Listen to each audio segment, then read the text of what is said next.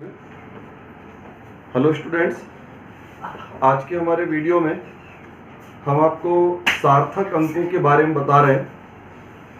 देखिए, आज का हमारा टॉपिक है सार्थक अंक। देखिए, सार्थक अंक का अर्थ होता है किसी भी संख्या में उपस्थित अर्थपूर्ण अंकों की संख्या। किसी भी संख्या में उपस्थित अर्थपूर्ण अंकों की संख्या, इस संख्या को नाम दिया जाता है सार्थक अंक। तो सार्थक अंक को अगर हम परिभाषित करें तो संख्या में उपस्थित अर्थपूर्ण अंकों की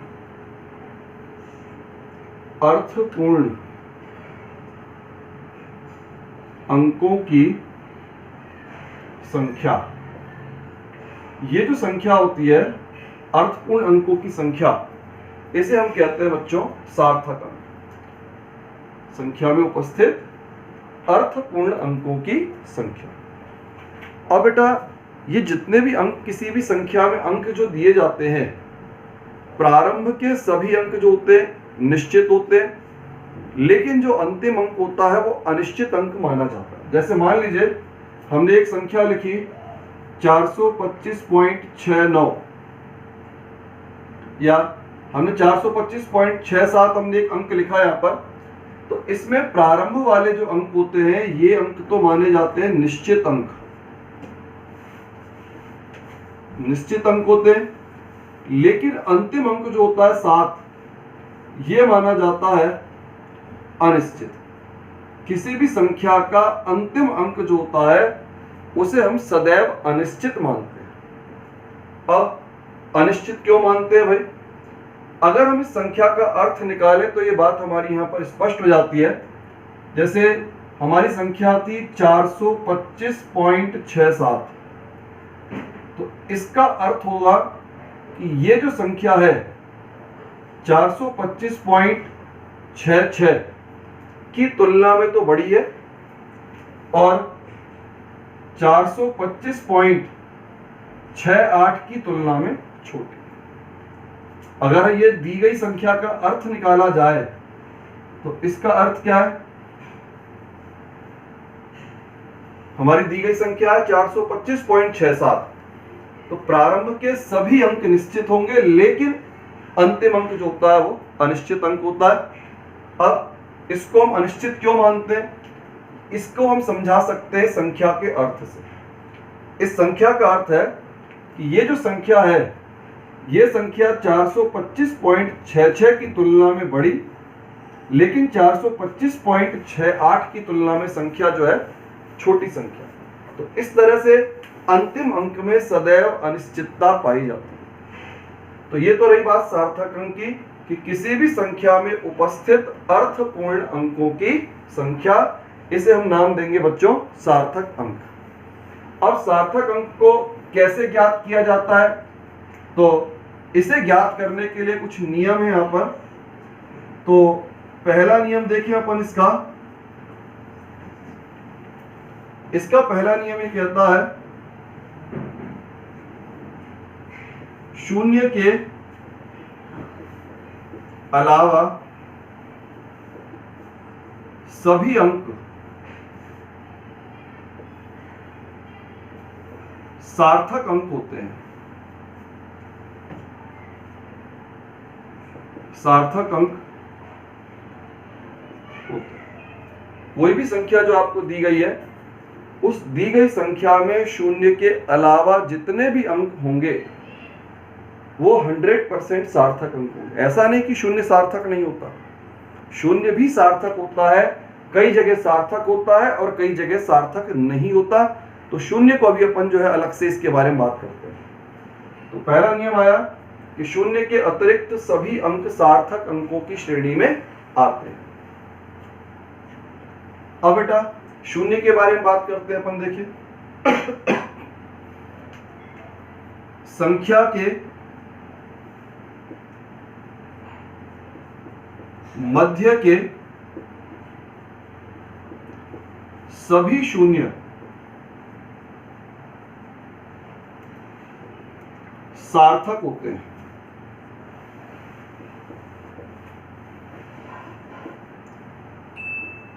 कोई संख्या है और संख्या में बीच में जितने भी जीरो आए वो समस्त शून्य जो होंगे सार्थक अंकों की श्रेणी में रखे जाते हैं। जैसे हमने एक संख्या लिखी,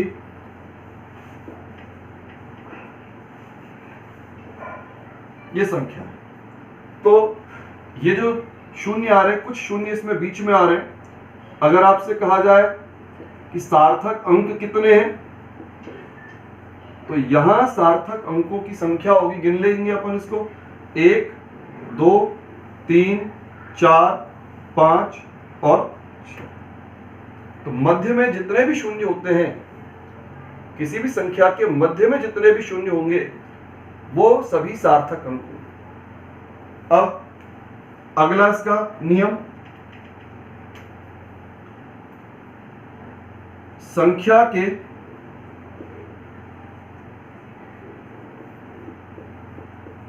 प्रारंभ के समस्त शून्य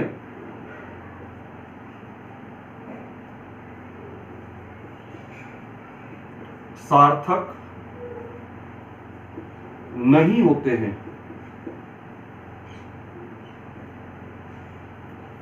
संख्या के प्रारंभ में जितने भी शून्य होंगे, प्रारंभ वाले सभी शून्य सार्थक अंकों की श्रेणी में नहीं आएंगे।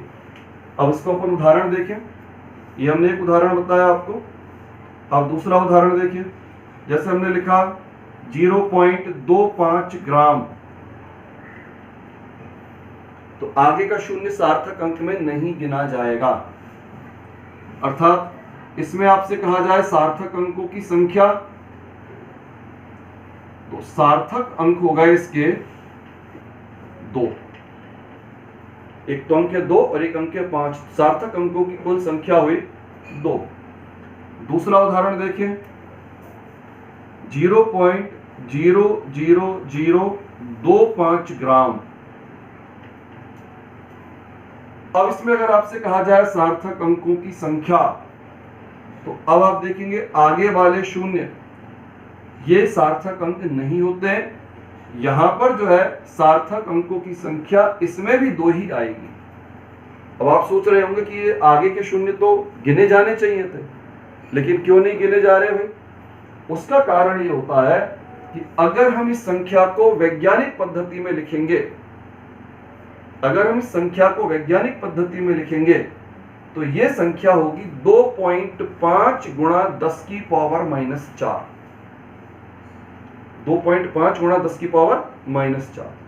और वैज्ञानिक पद्धति में किसी भी संख्या में सार्थक अंक जो होते हैं वो केवल और केवल कैपिटल N के माध्यम से व्यक्त किए जाते हैं। 10 की पावर के माध्यम से सार्थक अंकों को व्यक्त नहीं किया जाता है। तो अगर हम इसको लिखते हैं, हम इसको ऐसे लिख सकते हैं 2.5 गुणा 10 की पावर -4। तो सार्थक अंकों की संख्या इसमें आएगी। कहने का अर्थ ये हुआ कि आगे कितने भी शून्य हो, दशमलव के पहले हो, दशमलव के बाद में हो, आगे वाले शून्यों को किसी भी हालत में सार्थक अंक के अंतर्गत नहीं रखा जाता। फिर बेटा इसका अगला नियम आता है, संख्या के दाईं ओर शून्य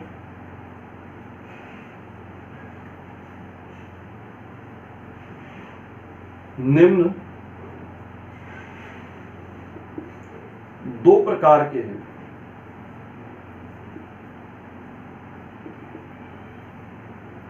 अब देखिए 2 प्रकार के कौन कौन से हैं।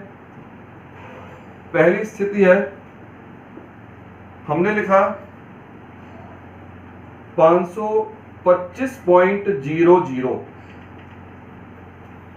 अब ये दोनों शून्य दाईं ओर आ रहे हैं और संख्या के अंदर हमें दिखाई पड़ रहा है दशमलव। अगर संख्या में दशमलव है और शून्य दाईं ओर जा रहे हैं तो सभी शून्य सार्थक अंकों के अंतर्गत रखे जाते हैं। संख्या में दशमलव मौजूद है और शून्य दाईं ओर है, तो इन सभी शून्यों को सार्थक अंकों के अंतर्गत गिना जाएगा। सार्थक अंक बराबर हो गए 5। 5 कैसे? 1 2 3 4 5। दाईं ओर वाले शून्य गिने जाएंगे। कब गिने जाएंगे? जबकि संख्या के अंदर दशमलव मौजूद हो। एक दूसरे स्थिति पर विचार करें। हमने लिखा केवल 500, केवल 500 लिखा है और कोई इसके अंदर जो है आपको दशमलव दिखाई नहीं पड़ रहा। अगर शून्य दाईं ओर है लेकिन संख्या में कोई दशमलव मौजूद नहीं है, शून्य दाईं ओर है लेकिन संख्या में किसी प्रकार का दशमलव मौजूद नहीं है, तो उस स्थिति में सार्थक अंकों की संख्या को गिनते समय शून्यों को नहीं गिना जाता। अगर शून्य दाईं ओर है, संख्या में दशमलव मौजूद है, तो सार्थक अंकों को ज्ञात करते समय शून्यों को गिना जाएगा। पहला उदाहरण। दूसरा उदाहरण, संख्या में शून्य दाईं ओर है लेकिन संख्या में दशमलव मौजूद नहीं है, तो उस स्थिति में सार्थक अंकों को ज्ञात करते समय शून्य को नहीं गिना जाएगा। ये इसका जो है यहां पर दूसरा उदाहरण आ गया। अब बेटा इसका अगला इसका नियम आता है, छठवां नियम, सॉरी पांचवा। वैज्ञानिक संकेतन में अगर कोई संख्या है, कोई संख्या अगर वैज्ञानिक संकेतन में दी गई है, तो वैज्ञानिक संकेतन में दी गई संख्या में सार्थक अंकों को केवल कैपिटल N द्वारा ज्ञात किया जाता है। अब बेटा इसके बाद में आता है इसका पांचवा बिंदु। देखिए, अगर किसी संख्या को वैज्ञानिक संकेतन में लिखा जाता है, तो वैज्ञानिक संकेतन में लिखी गई संख्या में सार्थक अंकों की संख्या को कैपिटल N के माध्यम से व्यक्त किया जाता है। अगर कोई संख्या वैज्ञानिक संकेतन में लिखी गई है, तो उस स्थिति में सार्थक अंकों की संख्या कैपिटल N द्वारा दर्शाई जाती है। जैसे यदि संख्या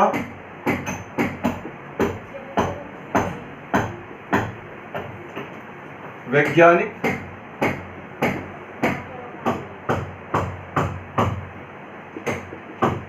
संकेतन में लिखी गई है, तो सार्थक अंकों की संख्या को कैपिटल N द्वारा व्यक्त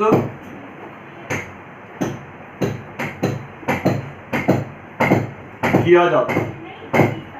अगर संख्या वैज्ञानिक संकेतन में दी गई है, तो वैज्ञानिक संकेतन में संख्या को हम जो है कैपिटल N के माध्यम से व्यक्त करते हैं। अब इसमें जैसे वैज्ञानिक संकेतन होता है n × 10⁻⁴n। मान लीजिए एक संख्या आपको दी गई है 5.25 10⁹ तो इसके सार्थक अंक होंगे 3। तो जब भी कोई संख्या वैज्ञानिक संकेतन में दी जाती है, तो वैज्ञानिक संकेतन में दी गई संख्या में सार्थक अंकों की संख्या को हम कैपिटल N के माध्यम से ही प्रदर्शित करते हैं। फिर अगला इसका बिंदु आता है, अगर किसी संख्या में गणना में किसी प्रकार की कोई अनिश्चितता उपस्थित ना हो, यदि गणना में कोई अनिश्चितता उपस्थित ना हो तो सार्थक अंक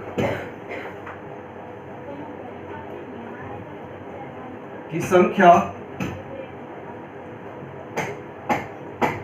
अनंत होगी।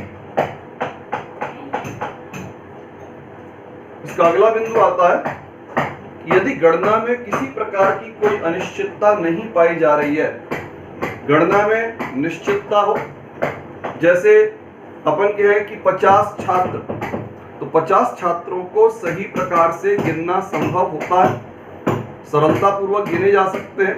अगर हमने गिनने में कोई त्रुटि नहीं की है तो उनकी संख्या को सही सही निकाला जा सकता है। तो ऐसी अवस्था में जबकि गणना में कोई अनिश्चितता नहीं है, सार्थक अंकों की संख्या को हम अनंत मानते हैं। मैंने भी आपको उदाहरण दिया, 50 छात्र, तो इसके सार्थक अंक हो गए अनंत। और कोई उदाहरण दे सकते हैं, अस्तबल में बंधे हुए घोड़ों की संख्या, अस्तबल में बंधे हुए घोड़ों को आसानी से गिना जा सकता है। तो जहां भी संख्या में अनिश्चितता की कोई संभावना नहीं होती है, त्रुटि रहित अगर गणना की गई है, सरलता पूर्वक उनको हम सही सही प्रकार से गिन सकते हैं, तो सार्थक अंकों की संख्या को अनंत माना जाता है। तो इस प्रकार से ये हमने यहाँ पर सार्थक अंकों की गणना के लिए 6 नियम पढ़े। एक बार अपन इनको दोहरा लेते हैं। सबसे पहले बताया सार्थक अंक होता क्या है।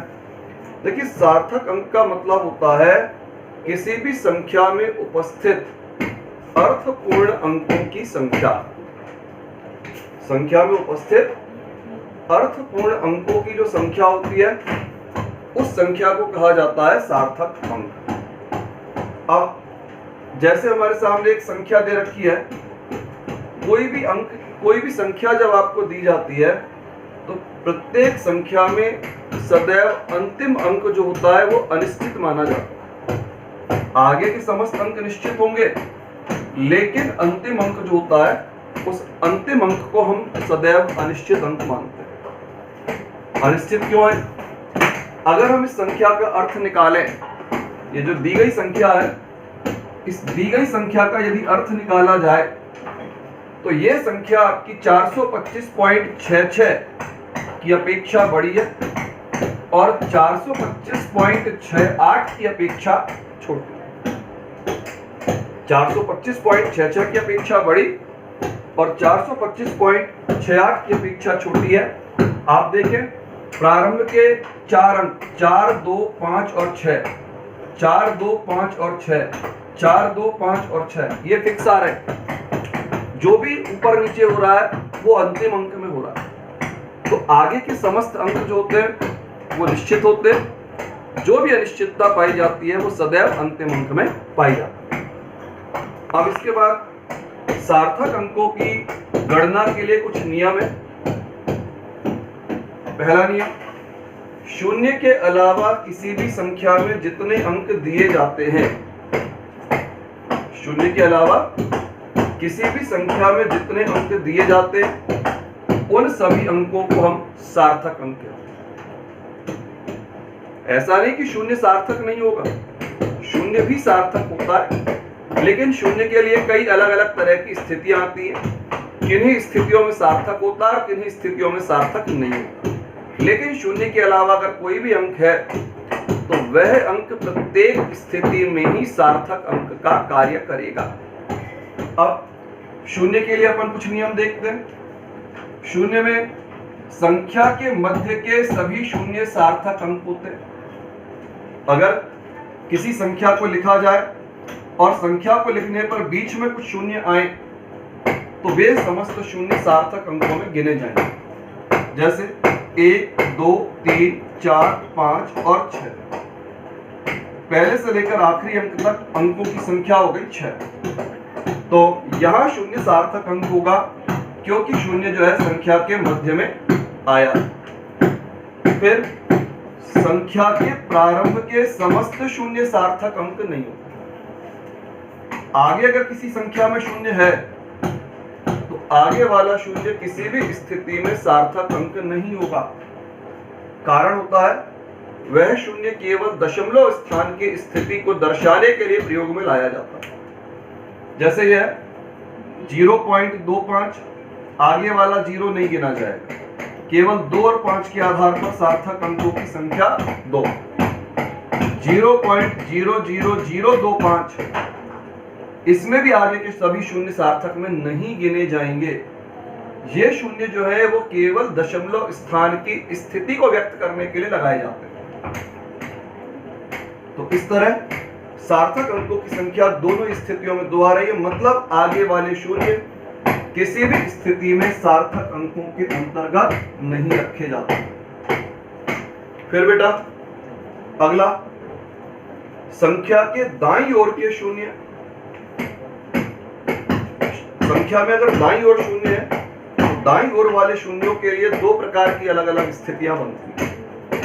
क्या होता है, यदि दाईं ओर मतलब यदि संख्या में दशमलव उपस्थित हो और संख्या में दशमलव होने पर शून्य आ रहे हो, दशमलव युक्त संख्या में दाईं ओर 0 आ रहे हैं, तो ऐसी अवस्था में सभी शून्य सार्थक अंकों में गिने जाते हैं। जैसे दशमलव लग रहा है उसके बाद में 0 आ रहे हैं, 1 2 3 4 5, यहां सार्थक अंकों की संख्या हो गई 5। अगर दशमलव युक्त संख्या में दाईं ओर शून्य है तो सार्थक अंकों की संख्या हो जाती है, मतलब सार्थक अंकों में शून्य को गिना जाता है। लेकिन अगर दशमलव रहित संख्या है, संख्या में किसी प्रकार का दशमलव नहीं है, दशमलव रहित संख्या है, तो दशमलव रहित संख्या में दाईं ओर के शून्यों को नहीं गिना जाएगा। तो यहां सार्थक अंकों की संख्या आएगी केवल 1।